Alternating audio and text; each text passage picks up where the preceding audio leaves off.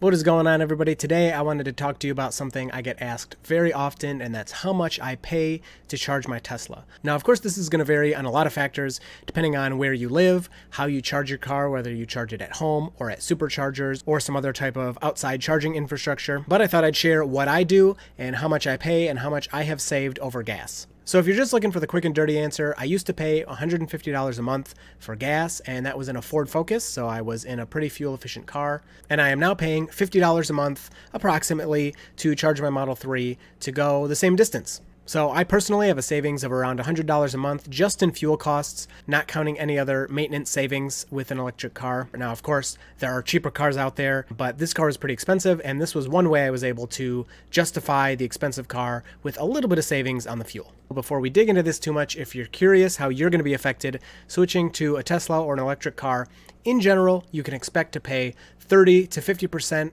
on electricity versus your gas costs. Now, I'm mostly speaking from a US perspective, but this works pretty well because in parts of the country where gas is expensive, electricity is also going to be a little more expensive, and same thing in parts of the country where gas doesn't cost so much, electricity is usually a bit cheaper there too. So of course I'm closer to paying 30%. Again, I pay 50 versus the 150 I used to pay, so that's a third of the cost. All right, so now really looking at the numbers here, this is my pricing structure from DTE. This is my local energy company. This is the only place that I can get electricity from. You can see they have a bunch of different rates here. First of all, this is the main rate that you will get with DTE if you don't have anything special. So these are actually new. This has changed since the last time I've really looked at this.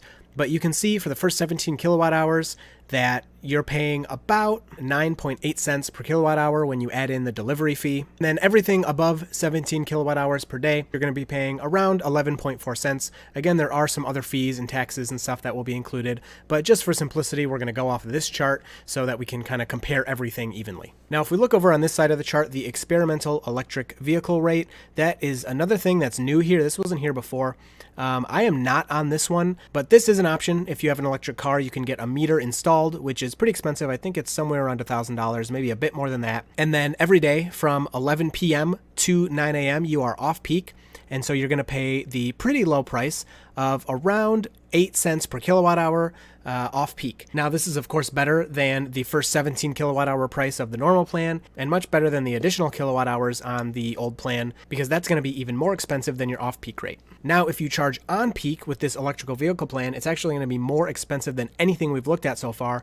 And I think this is mostly to discourage people from charging while energy is in high demand. And most of the time this should be fine. It is a somewhat strict window. You can only start charging your car at 11 p.m. So if you get home from work at 5, 6, 7 p.m. every night, your car's just going to sit there waiting to charge for a few hours, which most of the time won't matter. But you know, if you want to go out for dinner, you want to do some extra driving, and you want to charge up a bit, you're really going to be discouraged from doing that because you're going to pay a lot to do it. They do also have this monthly fee of $48 per vehicle. That would actually work out pretty well for me. I would probably take that if I could. It's not available anymore, and I also do not want to pay for the meter, which is why I have the rate I do. Moving over to time of day rate, this affects your whole house, and pretty much anyone can request this. They did ask me why I wanted it when I called, so maybe they would restrict you for certain reasons, but I just told them I had an electric car and I didn't want to pay for a separate meter, and they were fine with that. So with this plan, I can just use the meter I already have. They don't have to change anything, they just change my rates, and you can see it depends on a few different factors here. We have time of year,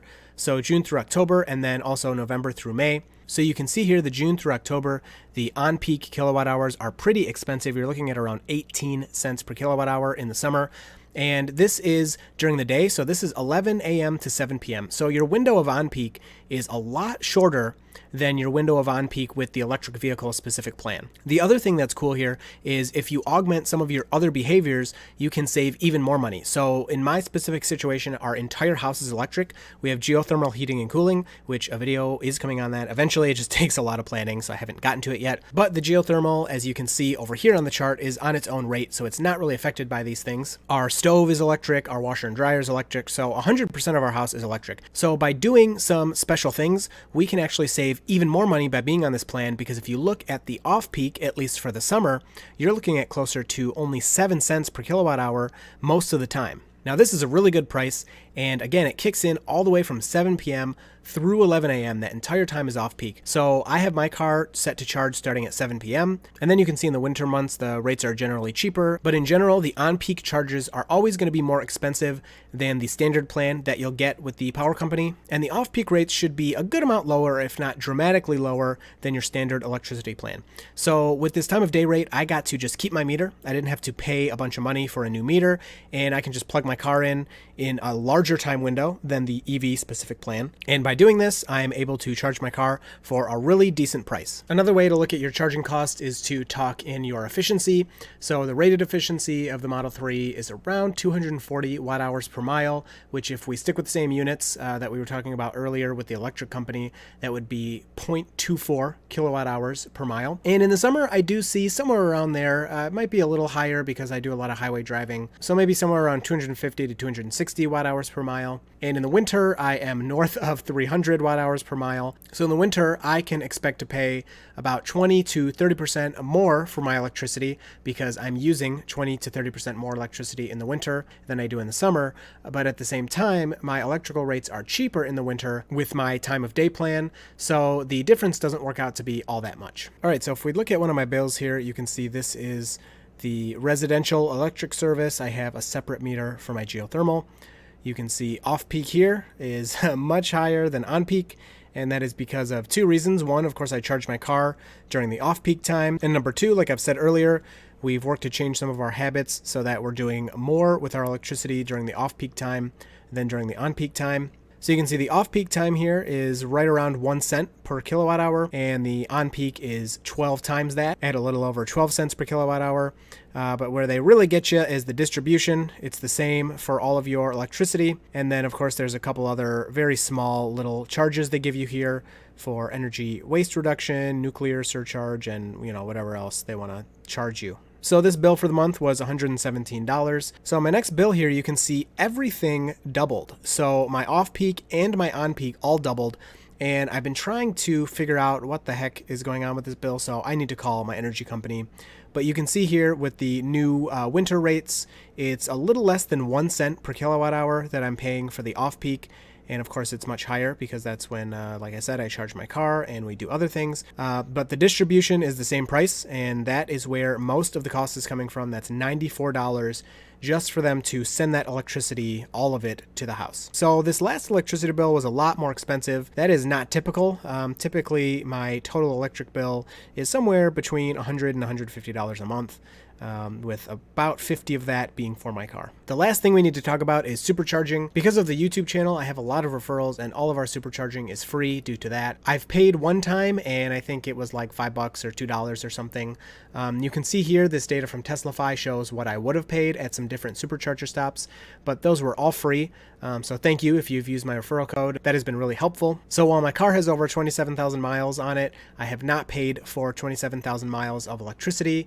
A lot of that was done on road trips. So we went to North Carolina and we went to New York. So that is a bit over 3,000 miles right there that none of the electricity was paid for. So that's a pretty huge savings, especially compared to gas, but even just compared to paying at the supercharger, that's a pretty decent savings. So I know this can be a little dry, but this is a question I get really often. So I wanted to discuss it. Let me know down in the comments what you pay for electricity. Are you charging at home? Do you charge at a charger outside of home? Do you use superchargers? Of course, the electricity cost is going to vary person to person, but the savings that you're getting over gas is going to be at least somewhat similar, and it should hopefully be pretty significant for you, 50% if not a greater savings than that, which a little bit can kind of help justify a more expensive car. And welcome to the end of the video. If you're new here, at the end of all of my videos, I answer a question from the comments, and today's question, since this video was a little bit specific to Michigan, I figure we can stick with that theme. This video is sponsored by the Model 3 Part Shop. You can use the code DIRTYTESLA to get 15% off anything site-wide. Link to their website is in the description. Happy New Year. Thanks for the video.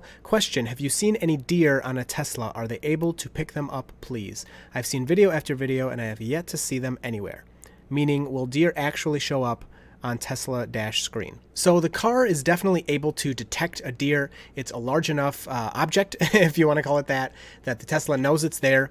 It will not display deer on the screen, but there have been a couple videos of Teslas being behind other animals, like I think there was one of an ox and one of a horse, and it displayed those on the display as a person. So close enough. There's also evidence from Green the Only on Twitter that dogs are now categorized as pedestrians, and they show up on the screen as people, and other people have seen this.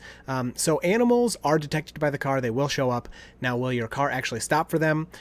It can, and hopefully it will, but it's not something you want to rely on. But it is a pretty cool backup, just in case, that I don't think any other cars have. The Tesla may stop for deer if one jumps out in front of you, or at least will help you apply the brakes. I have encountered one deer while driving my car, and I was on autopilot, but I hit the brake before the deer was even in the road, so I'm not sure if autopilot would have responded. It didn't respond before I did anyway. Thanks for watching. I hope you enjoyed this video. I look forward to talking to you down in the comments below, and I will see you in the next video.